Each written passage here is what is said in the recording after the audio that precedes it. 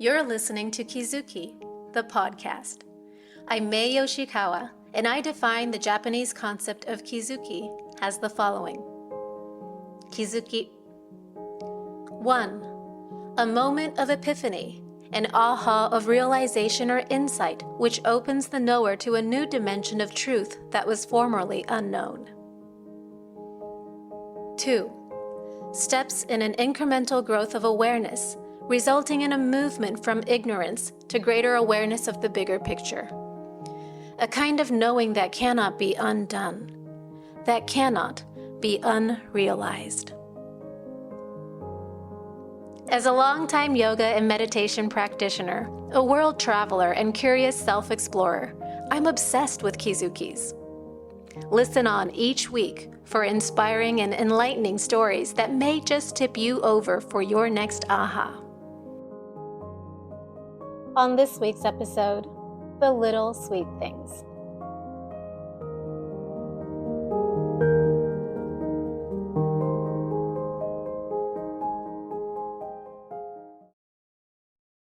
Sometimes a kizuki, a moment of realization, stays with you for years. This one is a moment shared with my father, who everyone lovingly calls Pop. To me, it's a very Tokyo moment, and it came to me a long time ago, but I still think about it from time to time.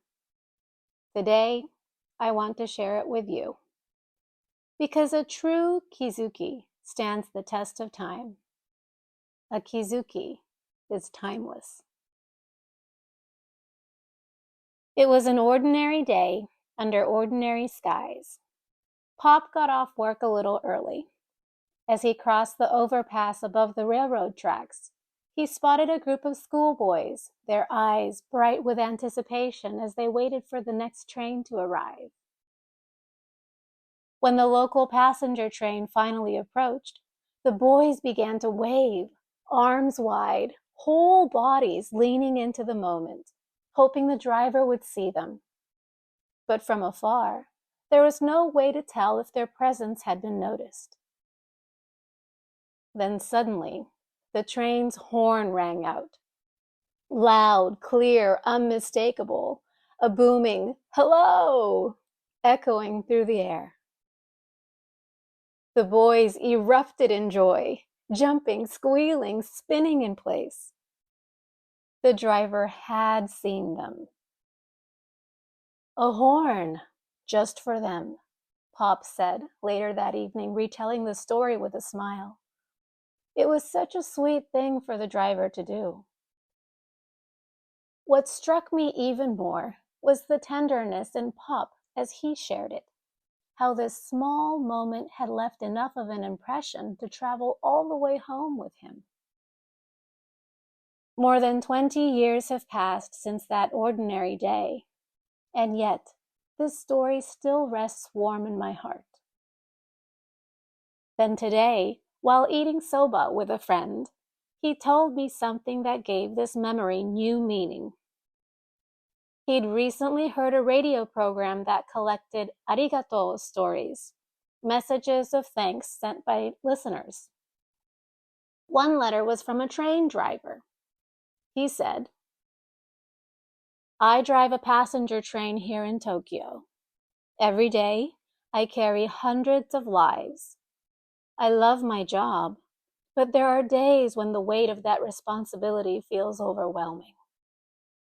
On such a day, I might see a child on the platform waving at me with all his might. In a glimpse, I see wonder in his eyes, and something inside me is moved. That moment gives me courage.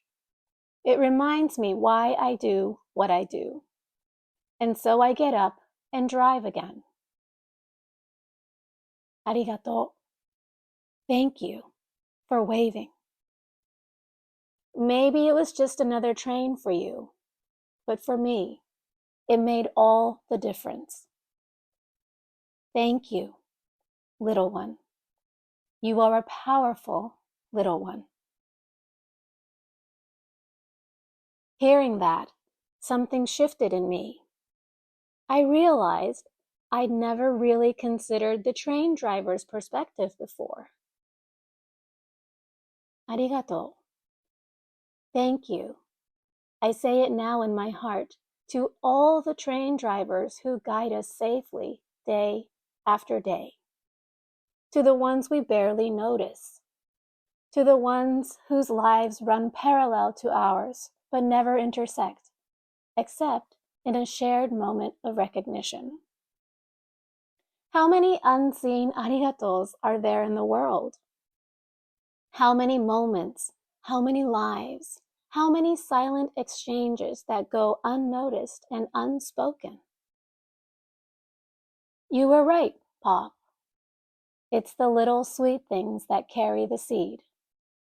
A seed of wonder, of tenderness, of truth. And really, how different is a small seedling from a mighty oak? That's why it's enough. It has to be enough to simply collect the little sweet things and to share as many arigatos as you can.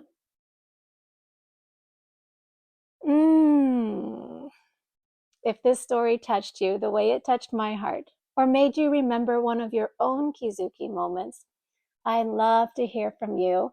And you know what? I'd love for you to come and visit my personal website, which we recently revamped. It's at maey.live. You'll find more stories there, little blog entries, some reflections, and more seeds of wonder. If you feel moved, do share an arigato with someone today. And of course, I want you to know how grateful I am for you, for your presence, and for your heart. Hontou ni arigato. Until next time.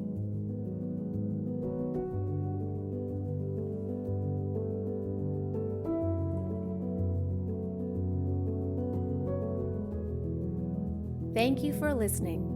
Learn more about me and my Kizuki journaling Mei method at my website, kizukijournaling.com. That's KIZUKIJOURNALING.com.